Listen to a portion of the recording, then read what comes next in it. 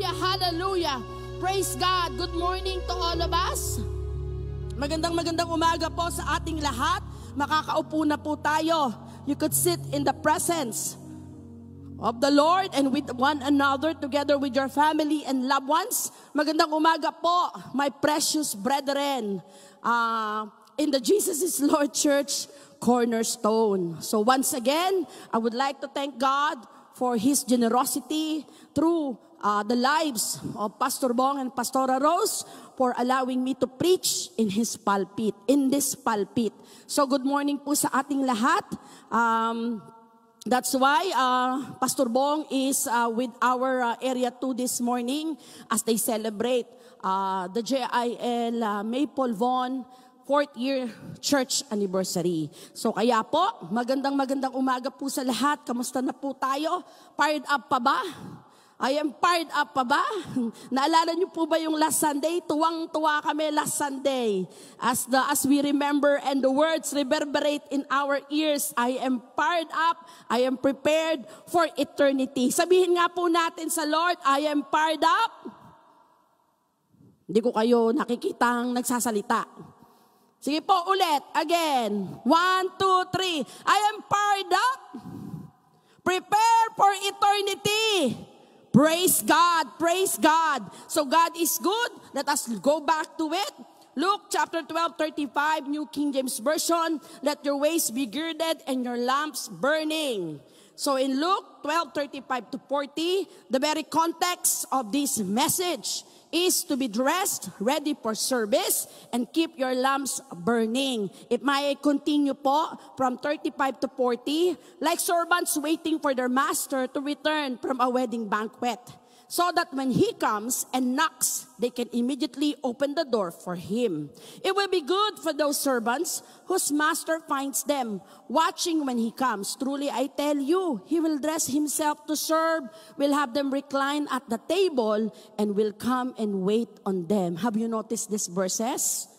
The servants who are waiting for the master, and what will happen to those servants who are waiting for the master. The title of my sharing is The Watchful Servant. In verse 38, it will be good for those servants whose master finds them ready, even if he comes in the middle of the night or toward daybreak.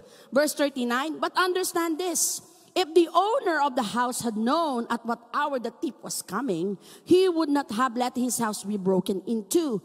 In verse 40, you must also be ready. Sabihin mo sa katabi mo, you must also be ready.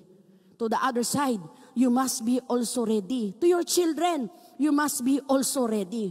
Alam niyo po ba, kailangan po pati sa ating mga anak, no matter how young they are, we cannot diminish their capacity and their ability to understand spiritual matters. Nakakaintindi po ang mga bata more than ever than before. Sometimes maybe we think they just listen or they just play around beside you or they just sit with you or doing something, but ito po ang aking encouragement sa lahat ng magulang. Ang mga bata po, binigyan niya ng kakayahan ng Diyos na makaunawa kahit na mga spiritual na bagay.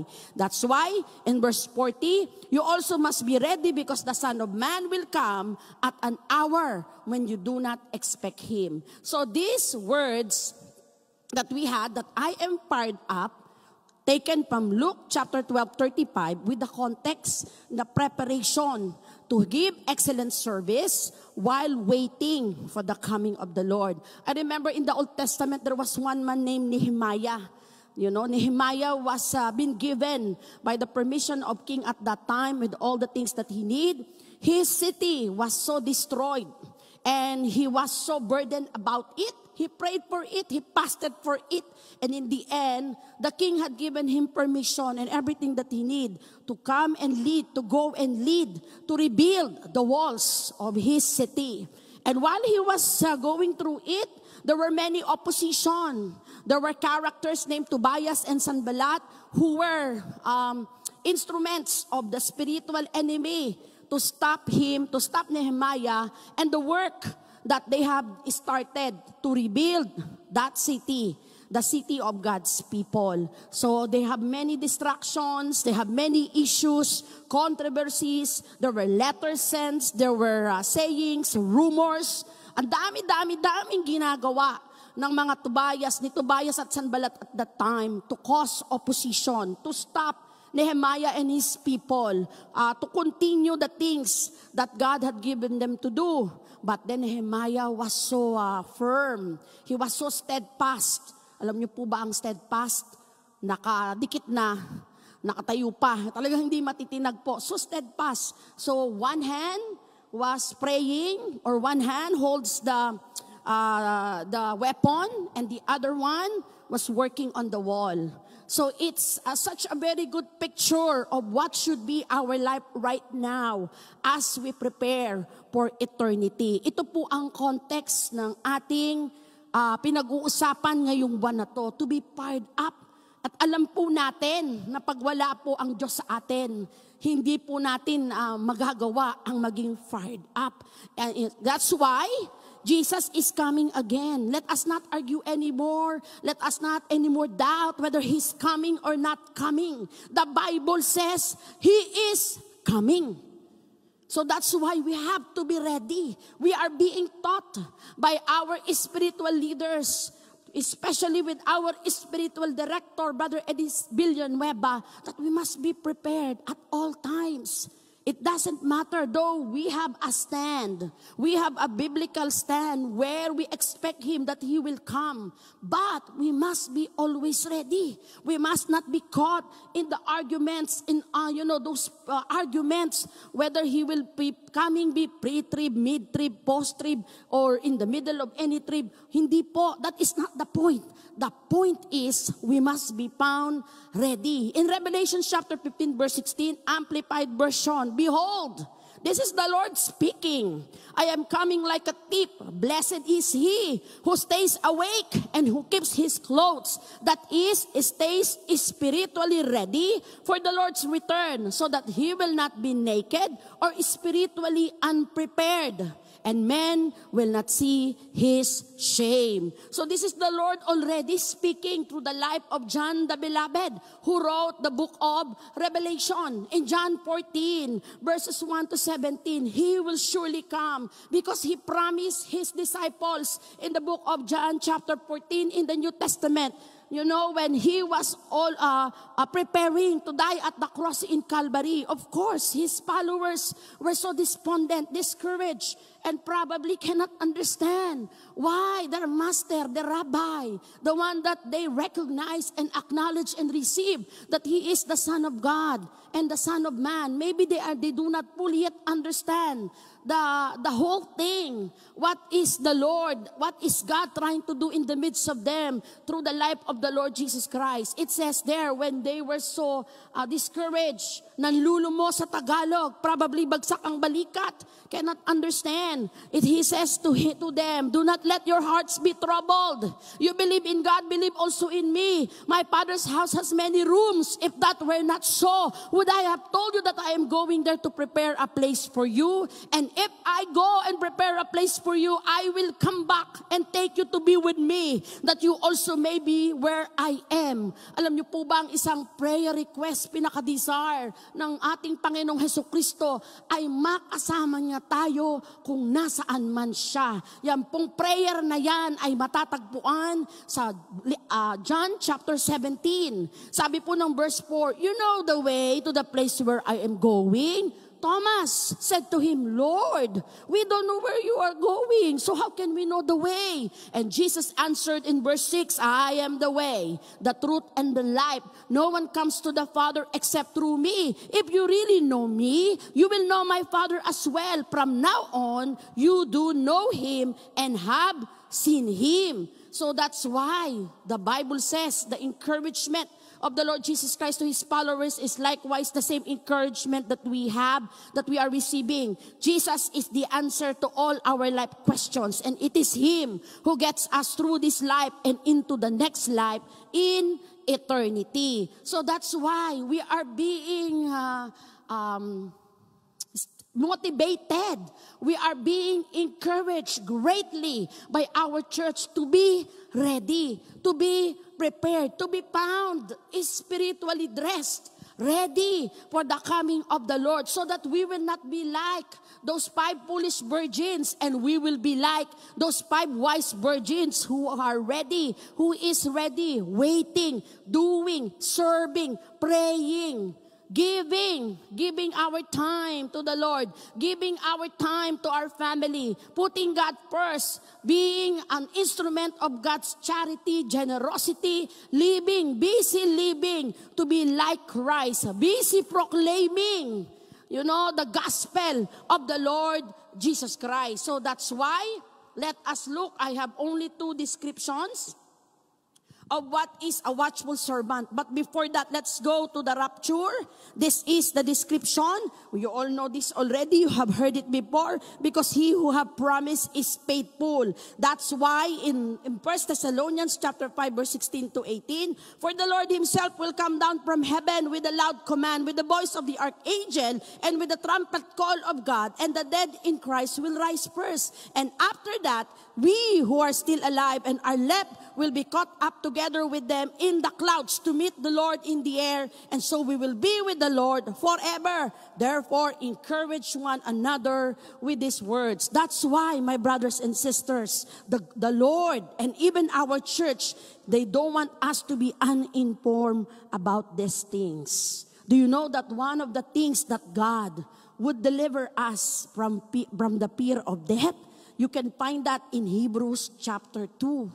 God wants us to be delivered from fear of death. Kaya nga po, it says here, so brothers and sisters, kailangan po hindi tayo uninformed.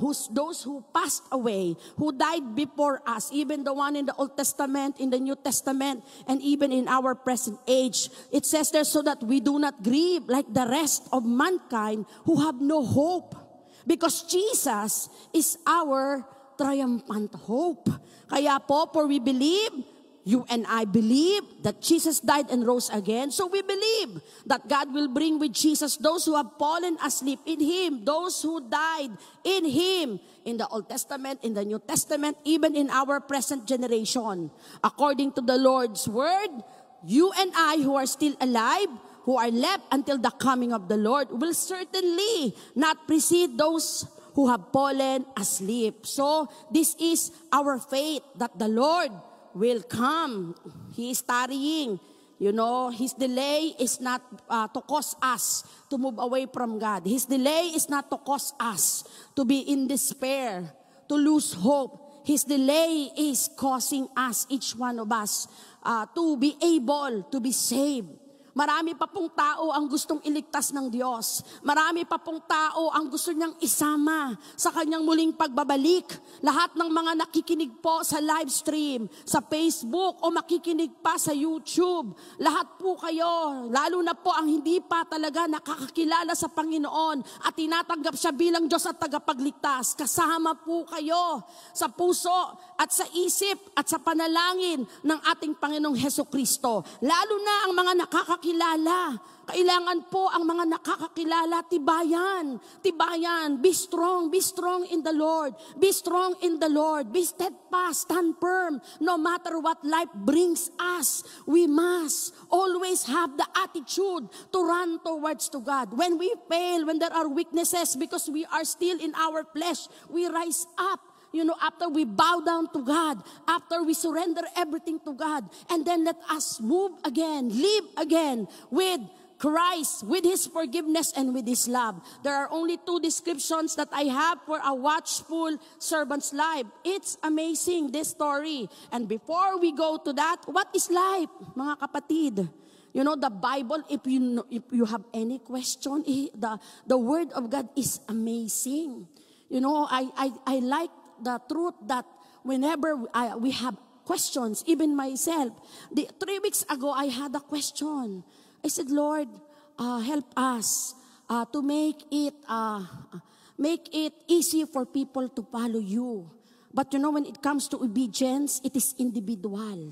God deals with us individually. So I said to the Lord, help us to be aware that we will not make it difficult for you, for us, so that if you will use our life to receive Jesus as Lord and Savior. Sabi ko, Lord, tulungan mo kami. Baka mamaya hindi kami aware. Hindi na magiging madali ang pagtanggap ng mga tao sa iyo. So sabi ko sa Lord, biblical pa ba yun? Biblical pa ba yun? Kung minsan meron tayong ginagawa ng mga programa para ang mga tao lalong lumapit sa Diyos. So sabi ko, give me a word, Lord, to support this thought. And if it's not right and it's not according to your will, guide me also. The word of God says in Psalms 119:105, His word is a lamp unto our feet and a light unto our path.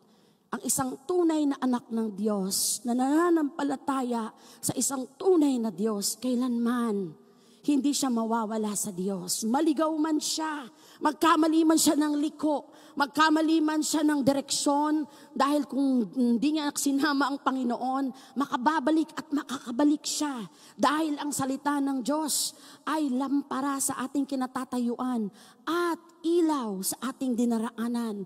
Mapundi man ang ating, hindi man natin alam kung tayo nakatayo pa sa lupa, pero ang paglakad natin ay kanyang iilawan. Jesus is the light of the world. He who walks in Him, he who follows Him will never walk in darkness. Sabi po ng Bible. Kaya po, what is life? It is not defined by the abundance of his or her possession. This is the parable of the rich fool. A brother asking Jesus to help them about their inheritance, to be the mediator. But then the Lord said to them, watch out in verse 15. Be on your guard against all kinds of greed. Man's life does not consist in the abundance of his possession. Verse 23, number 2, it says, it is more than food and clothes. Life, the life that God gave us, it's more than food and clothes. According to verse 23, we are more than valuable than any creation of God. More than valuable. Kasi po sabi ng Bible, what it will profit a man if he gains the world and loses his own soul. Sabi ng Panginoon, makuha mo man ang buong mundo. Makamtan mo man ang buong mundo at lahat ng nasa mundo. Pero pag ang kaluluwa mo ay wala sa Panginoon, ito rin ay walang kwenta. Lahat ng bagay, walang saysay. Kaya po, one day po, nasa Aruba po ako, nagme-meditate ako sa Panginoon, nagde-devotion. Inilagay ng Lord sa akin, anak, itong lahat ng ginagawa mo, kung hindi ito bilang pagsunod sa kalooban ko, lahat ng bagay na to ay futile, useless. Kaya pinapaalalahanan po ako ng Diyos. Ganun din po tayo. Ang life is more than food and the body more than clothes. We are more than valuable in any other creation of God. Bakit po? Siya po ay namatay. He died at the cross in Calvary. He shed His blood so that there will be forgiveness for your sin and my sin. He came to seek and save the lost. So, He did not come for the birds in the air, the fish on the sea, and every animal that walks in the ground. Though they are created for our blessing and for our pleasure, God sent His one and only begotten Son to redeem us, to buy us back from the hands of the enemy, from the hands of Satan, from the hands of the devil. He made a way when there seems no way. He paid us, He purchased us, He redeemed us. Na akala niyo po ba, tayo'y nakasanla na sa kaaway. Narimata na po tayo because of the original sin committed by the first man named Adam in the book of Genesis in the Garden of Eden. But God, in His goodness, in His great love towards His human creation, He sent His one and only Son. At in the Old Testament, He did not find anybody. So He used His right arm. He used His own self to come to earth so that somebody will save us. Kaya nga po, mahalaga po tayo sa Panginoon. That's why, let us seek His kingdoms, so that all these things will be given as well. Seek ye first the kingdom of God and His righteousness, and everything will be added unto you. Hindi ka magkukulang, hindi ka mawawalan. Kahit paminsan, may gustong manggulang sa'yo, pero dahil kasama mo ang Diyos, hindi niya yun papayagan, at ito ay ibabalik niya sa inyo po ng siksik-liglig, umaapaw, walang halos sukat kalagyan, hanggang sa inyo pong kandungan. Palakpakan po natin ang Diyos na buhay. Hallelujah, hallelujah, hallelujah. So do not worry. Do not set your heart on what you will eat or drink, or do not worry anything about it.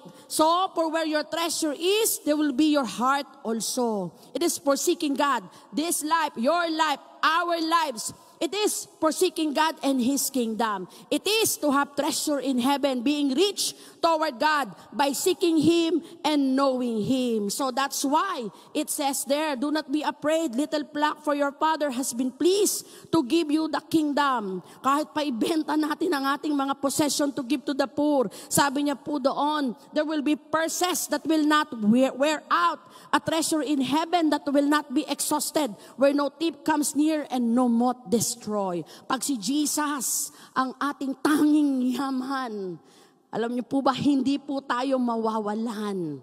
Our wallets will not wear out. Our resources will not be exhausted. Because the one whom we treasure, where our heart is the Creator of heaven and earth. Congratulations po sa lahat. God bless po. Sige po, palakpakan po natin ang ating Panginoon. Hallelujah. Number 1, a watchful servant is girded. Hindi ho girdel ha. Girded. Ibig sabihin, dress up. Sabi nung ibang siguro, ay may girdle pala sa Bible. Hindi po, girded. Gustong-gusto ko po itong i-word na to. In the Bible, this is the ancient Near East, the Eastern, Middle Eastern practice for both men and women wore these flowing tunics. May picture po ako dyan. And then they wear it with a belt. And that is what they call the girdle, yung pong belt. Siguro in the olden times, ang girdle, iba ang ibig sabihin. And then, this one is very comfortable for them po to wear. So that's why, whenever they need to do work, or they will be in battle, whatever they need to do in service, to do work. So when ancient Hebrew men had to battle the Philistines in the Old Testament, the men would lift the hem, yung laylayan po, ng kanilang tunic up and tuck it into the belt or tie it in a knot to keep it off the ground. The effect basically will create a pair of shorts. Siguro noong unang panahon, wala hong shorts, walang puruntong. So God is so good because His people are created. And then it provided more freedom of movement. Thus, to tell someone to gird up their loins was to tell them to get ready for hard work or battle. It was the ancient way of saying, suit up or man up. Be ready. Maganda ka. Get dressed. Let your loins be girded. Be dressed. Ready for service. Be prepared. Be ready for action. Kaya po, ang watchful servant of the Lord is ready for action. Kailangan ready for action. Like what you have been doing, I'm so blessed with my brethren in Cornerstone. All these months, you get better and better and better. You dress up, you are preparing when that time, comes that our churches will be open. Kaya po, by Monday, only 15% in the worship places according to the government of Ontario. In the city of Toronto, only 15% will be allowed inside our worship places. But God is good. Ang administration po ng ating church, they are trying to be wiser than what the government is trying to do po. Kaya po, congratulations. Maghanda po tayo. I believe, ako po nag-expect ako that there will be an explosion of praise and worship, an explosion of preaching the word of God, an explosion of life grouping. There will be a great celebration that can be heard until heaven, that the angels will be excitedly watching as we prepare for the opening of our worship places. So number 1, let our life be girded, always ready, a life to stay woke. I've learned 2 new words today. Hashtag stay woke. Stay woke is to be conscious or to be aware. Ito po ay ginagamit sa ating generation, to be conscious or to be aware of social injustices, of the racial, cultural, ethnic, and political realities of our time. So it's very relevant in our time. In Luke 12, 35 to 30, there is a different and more important sense that Jesus is teaching for us to stay woke. Hashtag stay woke or hashtag stay awake. Kaya po dito, sabi po dito, to be ready for Master's return. Alam niyo po ba, may nakausap ako probably a year ago or 2 years ago. Ayaw niya raw na naririnig ang second coming. Ayaw niya raw naririnig ang pagbabalik muli ng Panginoon. Sabi ko, bakit kapatid? Ang dami-dami niya raw napundar dito sa lupa. Sayang naman daw kung iiwanan niya lahat. Sabi ko, kapatid, teka muna, ayusin natin, ialay natin ang iyong buhay. Sabi niya, kaya, Pastora, wag kang magpipreach tungkol sa eternity. Ay sabi ko, brother, sorry, I cannot do that. Ang Word of God is complete. From Genesis to Revelation, God planned for the salvation and redemption of humankind. God has planned to begin life on earth, and included in that plan is also to end life on earth. Sabi ko, pasensya na kapatid. Kung hindi po kami magpipreach ng kumpletong message, kami po ay mananagot sa Diyos. Kaya sabi ko, kapatid, thank you sabi ko sa iyong honesty. Thank you for allowing me to know these things. I will pray for you. And I know if you hold on to the Lord will change your mind. The Lord will transform your mind. And the Lord will transform and change your understanding. Kaya po tayo dapat excited. Kasi sinasabi niyang fired up. Alam niyo po ba when pandemic happened, sabi ko sa Lord, tayong dalawa lang. Sabihin mo sa akin, Lord, bakit may pandemic? Sabi ko, Lord, bakit ganito? Ang daming namamatay. Hindi mo ba kalooban na maligtas ang mga taong to? And the Lord said, as if the Lord reminded me, it's a harvest time. And I cried to God. Sabi ko, sige Lord, it's harvest time. And look what the Lord has done. Many people, including your loved ones and families, one by one, they beginning to give their life to Christ. The Lord is beginning to open up their eyes and their hearts, and they begin to accept Jesus Christ as their Lord and Savior, nabuborn again, even sa ODD, even sa sharing of the word, even sa inyong life group, in the Zoom. Kaya po, palakpakan po natin ng Diyos, palakpakan po natin ng Diyos sa kanyang kabutihan. That's why those who are awake when the Lord returns are called the blessed or happy ones. Tignan mo yung katabi mo. Blessed ba ang itsura? Happy one ba ang itsura? Ang mga excited daw ay blessed and happy ones. Isn't that amazing? In verse 37, the master will get ready. Imagine mo, we are waiting for the master. We are dressed, ready, serving the Lord with excellency. And when the master comes, what he will do? The master who has been waited upon by the servant, the master will serve the servant. Kasi sabi ni doon po sa ating binasa, pagdating ng master, anong gagawin ni master? Pauupuin niya ang kanyang servant sa reclining chair at pagkatapos sisilbihan niya. Nakita niyo po ba ito? Antay tayo ng antay sa pagbabalik niya. Tapos pagdating niya, ang gagawin niya pala, siya po ang magsiserve sa atin. Kaya isn't this amazing? The master is serving the servant. There will be an indescribable sense for those who are awake and waiting for his return. To stay aware in a Christian sense is to actively watch and wait for the Lord's second coming. Sabi po ng Titus chapter 2, verse 11 to 13. For the grace of God has appeared that offers salvation to all people. Who is that grace? Amazing grace of God. It's our Lord Jesus Christ. It teaches you to say no to ungodliness and worldly passions and to live self-controlled, upright, and godly lives in this present age while we wait for the blessed hope, the appearing of the glory of our God, our great God and Savior Jesus Christ, who gave himself for us to redeem us from all wickedness and to purify for himself a people that are his very own, eager to do what is good. And that's why po mga kapatid, a watchful servant's life will lovingly anticipate Jesus' return again. 2 Timothy chapter 4 verse 8, Amplified Version. In the future there is reserved.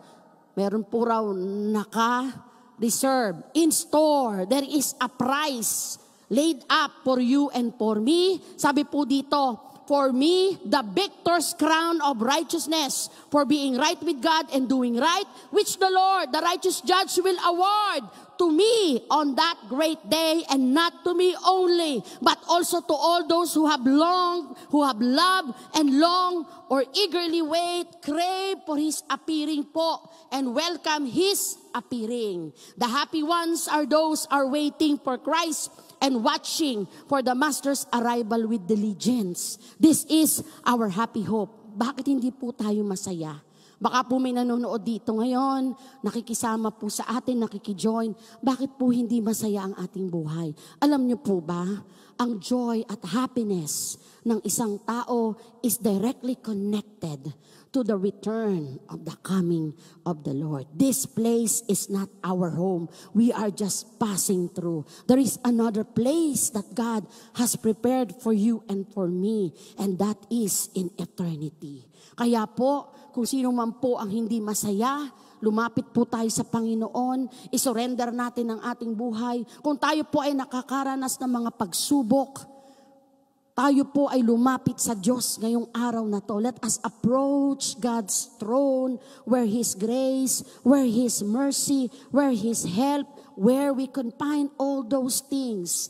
And so that He will make us live again. He will make us happy again. He will make us be healed again in Jesus' name. That's why let our life be burning lamps. Sabi po dito, stay on your grind. Alam niyo po ba, si Pastor Bong may unggoy na kinikwento. Unggoy na po ito. Ang unggoy na po ito, nag-usap ang araw, ang hangin, ang ulan. At sabi nila, kailangan malaglag tong unggoy na to na nakayakap sa kawayan. There was a monkey hugging a bamboo tree, and the sun and the rain and the wind started discussing among themselves, and they decided to make fun of this monkey. And they said, let's put our forces and our strength together. Let us make this monkey fall off from the bamboo tree. And the rain came. The rain came. It rained so hard like a storm. And the bamboo and the monkey holds so tight, so that he will not fall off the ground. And then the wind comes, and the wind try its best. You know, spinning, as if similar to spinning the bamboo tree, the bamboo pole. And the monkey said, yes, more. Like probably he felt like it's a Ferris wheel. And then the wind said, I give up. And the sun said, how about me? I will make him fall off the bamboo tree. And then, the sun shines so bright, so hot. The monkey began to sweat. Napapawiso ba ang monkey? The monkey began to sweat. But the monkey tried to move to another pole and look for a bigger foliage of the bamboo leaves, no matter how thin it was. And then the sun tried everything, but unfortunately, even the sun shines in the morning, and in the afternoon, it still goes down. So that's why they cannot do anything about the monkey. The monkey hold on tight for the dear life on the bamboo tree. And then, they decided, we give up.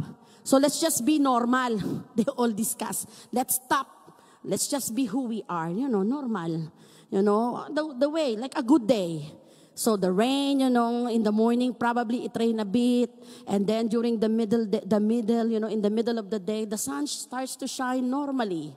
nothing fancy, nothing so great normally. And then the wind after lunch starts to, blow gently and gently with a little bit of the sun, and it had a rain early in the morning, and suddenly the monkey start feeling drowsy. Inantok po ang monkey. And all of a sudden, he's falling and falling and falling into a deep sleep. And then he crashed on the ground and fell off from the bamboo tree. Kung hindi man tayo babalik sa normal na buhay, alam nyo na po kung bakit. Kaya po, yung iba gusto nila normal. Ayaw ng Lord ng normal, gusto niya fired up. Pag fired up, alam po, kahit pa anong sitwasyon natin, pag fire up ka sa Diyos, it doesn't matter. Hindi na kailangan bumalik ng normal kasi hindi mo na kailangan ng normal. Dahil sa pinayagan ng Lord na abnormal na sitwasyon, ano pong nangyari sa atin? Naglalagablab tayo para sa Diyos at para sa Panginoong Jesus. Hallelujah! Hallelujah! Let us praise God. So, let us stay on our grind, our daily grind, fired up. Sometimes we fall, not on the great problems, but on our daily living. Sabi ng iba, hindi ko po naramdaman na ang tagal ng Diyos. I was, young. I was a CYN when I heard that Jesus is coming. 3 times na huyong yang ko na yon, malapit na 4 times. But never po na nainip ako. Alam na alam ko po na darating si Jesus at nag-aantay rin po ako hanggang ngayon. That's why when we stay woke, we don't mean sit around daydreaming, looking at the stars and zoning out while we watch and wait for His coming. We must do the work of the Lord that has given us. So therefore, let us be ready so that we will hear the sweetest word. Matthew 25:21, His master replied, "Well done, good and faithful servant." Ilagay niyo po sa tabi ng servant yung pangalan niyo, yung pangalan ng pamilya niyo. You have been faithful with a few things. I will put you in charge of many things. Come and share your master's happiness. Sabi po ng Revelations 21 verse 10, He who overcomes the world by adhering faithfully to Christ Jesus as Lord and Savior will inherit these things, and I will be His God, and He will be my son. Hallelujah. Praise the Lord. So let your lamps keep burning. Alam po natin kung paano tayo maglalagablab. Sabi ng awit, give me oil in my lamp, keep me burning. Give me oil in my lamp, I pray. Hallelujah. Alam na alam po natin kung sino po ang makapagbibigay sa atin ng burning, ng ability to burn. To love God. Burning. Katulad nung description sa John chapter 21, verse 15. Sabi po ni Jesus kay Peter, Peter, do you love me more than these things? Yung word na love yun, it was not an agape love. I thought it was an agape love, but it was taken from Aramaic language because the Lord Jesus Christ's native tongue is Aramaic. That word nang sinabi niyang, Peter, do you love me more than these things? Yung word na love was taken from the Aramaic word, it says huba. H-O-O-B-A. At pag sinabi mong huba, it means burning with fire in love with Jesus Christ. Sabi ng Lord kay Peter, mahal mo ba ako? Mas mahal mo ba ako sa mga ito? Probably sa mga isdang nahuli nila. Probably sa mga kinakain nila at that time. Probably sa mga tao na ipinagkatiwala ng Diyos sa kanila. Marami pong ibig sabihin ito na pinagpapalagay ng mga Bible scholars. Ngayong araw pong ito, mahal po ba natin ang Panginoon? Sa Kanya po tayo sasagot araw-araw. Araw-araw po. Araw-araw po. Kaya po ngayong umagang to, let us entrust, let us treasure the knowledge of God's will is a trust. Gusto natin gawin nung bagong Kristiyano ako. I want the will of God. I want the will of God. I don't want anything else. I want the will of God. What is the will of God? What is the plan? What is the purpose? I want to do it, my God. I want to do it. I don't want to live anymore in this life without knowing and pursuing Jesus and His purpose in my life. That's why James 1:22-25 says, do not merely listen to the word and so deceive yourselves. Do what it says. Anyone who listens to the word but does not do what it says is like someone who looks at the face in a mirror and after looking at himself goes away and immediately forget what he looks like. But whoever looks intently into the perfect law that gives freedom and continues in it, mga kapatid, look but do not live. Continue in it. Continue looking to the Word of God so that you can see yourself who you are in Christ. Looking to the Word of God so that you will see what God has in store for you and for your family. So it says there, not forgetting what they have heard. When we keep on looking and meditating to the Word of God, we will not forget what it says. Faith comes by hearing and hearing the message. And the message is about the gospel of the Lord Jesus Christ. It is to develop our faith, to mature our faith, so that when He comes, the bride is ready to receive her groom. So when we hear it and when we do it, we will be blessed. You will be blessed in everything that you do. To the left, to the right, to the back, to the front, from the top, to even below. Kahit pa po kayo nakakaranas ng matinding pagsubok sa buhay, you will be blessed in the name of Jesus. So that's why today, let this be our attitude, a watchful servant. Servant because waiting patiently. Watchful living. A stay woke living. Aware tayo. Aware. Let us be aware. Pagka minsan po ako nakakaranas pa ng mga bagay-bagay sa buhay ko, sometimes sabi ko, Lord, pastor na ako, pero bakit ganito? And the Lord will tell me, anak, elevated na ngayon ang nararanasan mo. Dying to serve naman ito. Sabi ko, Diyos ko, Lord, tulungan mo po ako. Eagerly waiting with our happy hope attitude. Masaya tayong nag-aantay. Alam niyo po ba tayo rito sa Canada, dito sa North America, sometimes our patience, the enemy is trying to salute us with the patience because everything here is fast. Everything here is good. Even the technology, even the Wi-Fi, everything is fast. Look at the transportation, everything will be connected. The whole GTA, from the north to the east to the south, wala nang unreachable dito sa GTA. Darating ang panahon. Kaya yun po ay napakagandang pagkakataon dahil wala nang unreachable na community para po sa ating gawain. Let us burn for Christ while doing and serving God and God's people. And we know that the only person that God gave us so that our fire, the fire for our love for God will be burning until He comes is none other than our comforter, our helper. His name is the Holy Spirit. And I will ask the Father and He will give you another advocate to help you and be with you forever. The Spirit of truth, the world cannot accept Him because it neither sees Him nor knows Him, but you know Him, for He lives with you. Nasa ng Holy Spirit? Nasa iyo. Nasa iyo. He's in you. You are hosting the Holy Spirit. You and I, because of Jesus Christ, became the habitation of the Holy Spirit. Kaya kahit may virus, hindi yan magtatagal. Talsik yan. Because of the Holy Spirit that lives in you. That's why He said, I will not leave you orphans. I will come to you.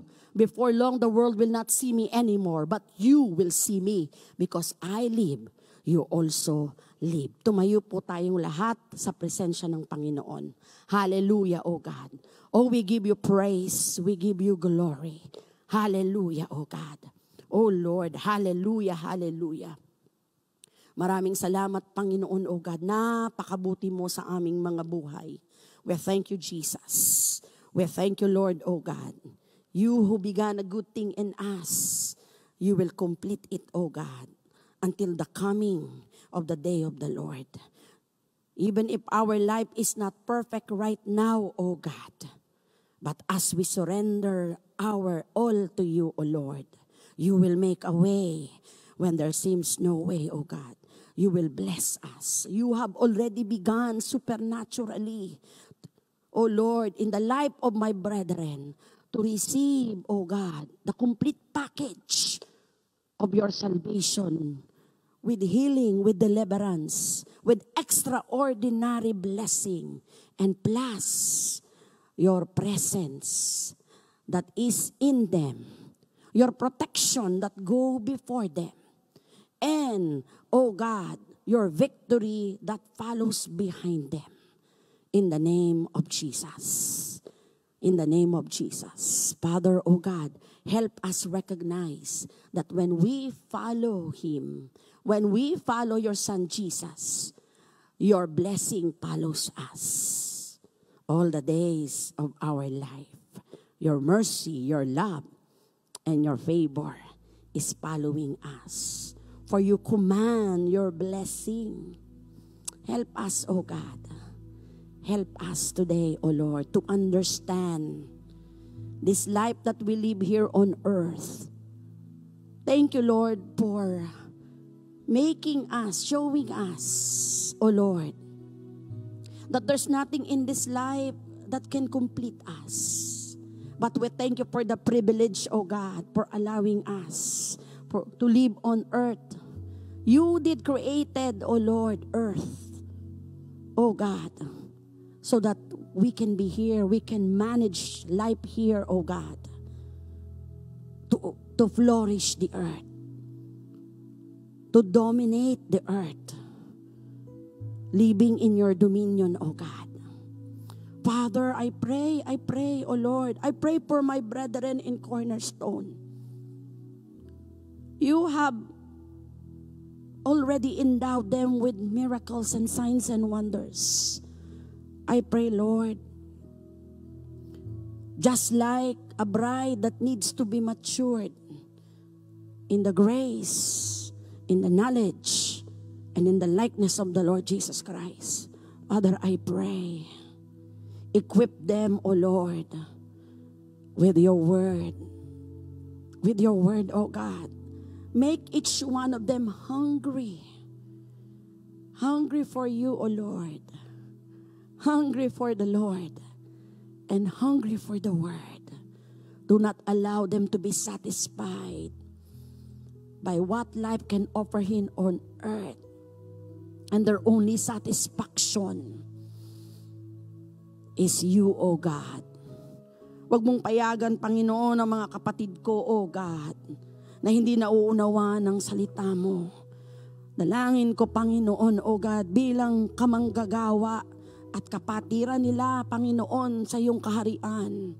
Lord, I pray, let them be hungry for you. Let them be thirst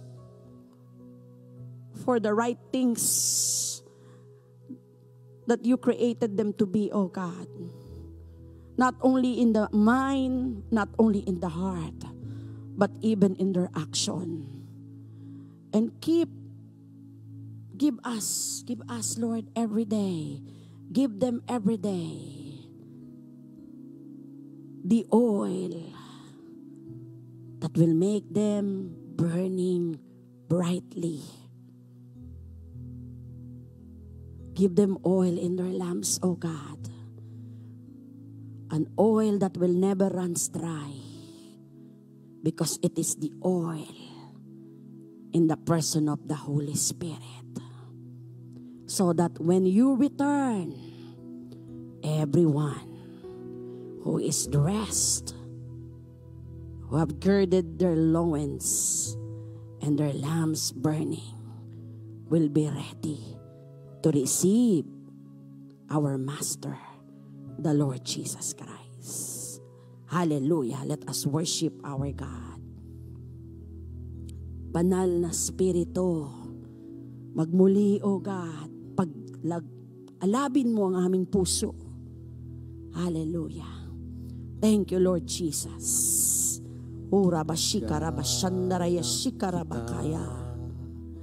Banal na Espiritu, gawin ang nais mo sa buhay ko. Nagpapakumbaba. Panahanan mong lagi, O Lord. Panahanan mong lagi. Yes. Hallelujah. Panahanan mong lagi. Hallelujah. We welcome you, oh. We welcome you, oh Holy Spirit. Pasok po kayo, Lord. Pasok.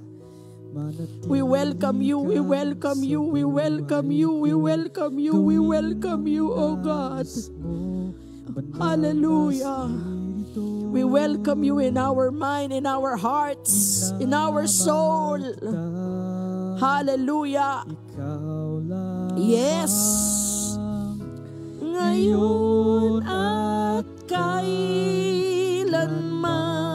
minsan pa.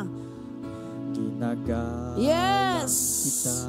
Banal na Espiritu, gawin ang nais mo, Lord. Malaya kang kumilos sa buhay namin, O God. Halalara sikarabakaya, shikarabakaya, shandaraya, shikarabakaya, shandaraya, sikarabakaya, hurabakaya, shandaraya, sikarabakaya, sandalaya, sikarabakaya. Let us speak to our Father in heaven, in our heavenly language. Hurabashandaraya, shikarabakaya, shaya, hurabakaya, shandaraya, shikarabakuta, tandaraya, takalabakaya, seye, hurabakata, tandalaya, sikarabakuta, tandalaya, sikala. Yes, yes, Lord. Yes, Father God. Yes, Lord Jesus. Hurabakata, tandalaya, sikarabakaya. Let there be healing. Healing of the mind. Healing of the memories. Healing of the heart. Yes, from the top of our head down to the tips of our toes, oh God. Revive that one. Oh God, restore the one. Oh God, hallelujah. Hallelujah, oh God. Hurabashandaraya, shikarabakuta, tandaraya, sikarabakaya. Hurabakada, sikarabakaya. Hallelujah, sikarabakaya, shandaraya, sikara. Oh, we proclaim, we proclaim, we proclaim your name. Even in our problems, oh God, even in our trials, we declare the name of the Lord. We declare the name of the Lord over us, upon our situation, upon our problems, upon sickness and diseases, oh God. Yes, Lord.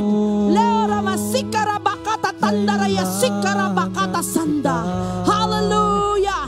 Hallelujah, oh God. Yes. Gawin ang nais mo, God.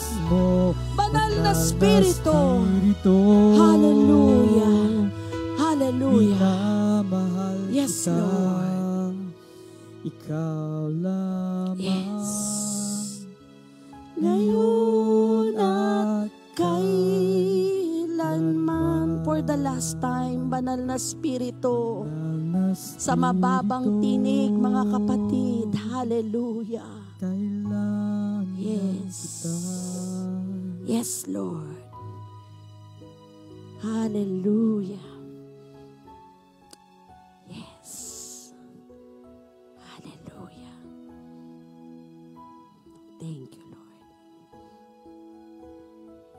Thank you, Jesus. Hallelujah. Hallelujah. Thank you, Lord. Hallelujah, oh God. We worship you, Father. We worship you, oh, the Son of the living God. We worship you.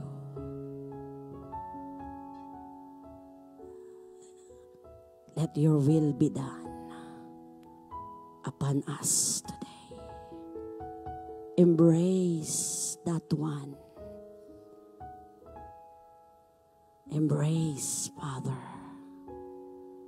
Yakapin mo po ang bawat isa ngayong araw na to, O God.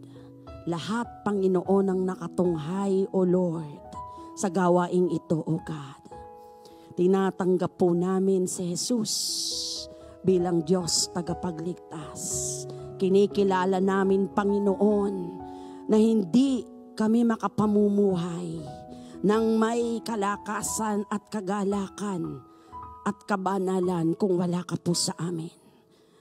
Pinapapasok ka namin, O Panginoong Hesus, sa aming buhay, sa aming isip, sa aming puso, at sa aming kaluluwa. Pagharian mo kami, O Diyos. Maghari ka, Panginoon, mula ngayon hanggang sa muli mong pagbabalik. At sa aking pagtanggap sa iyo, O Diyos, bilang Panginoon at Diyos ng mga Diyos at Hari ng mga Hari, O God. O Lord, divinely intervene in my life, in my situation. Take full control, O God, of my life, of my health, and even my work, including my family. Thank you, Lord. O God, you will keep our oil, our lamp burning with the oil of the Holy Spirit. We surrender everything unto you and we entrust everything unto you, O God. In the name of the Father and of the Son and of the Holy Spirit.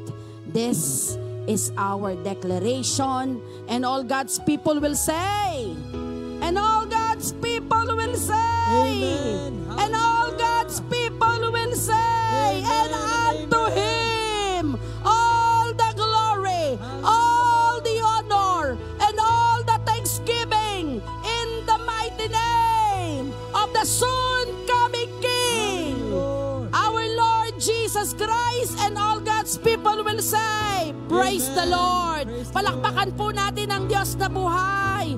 Hallelujah. Praise God, praise God, praise God.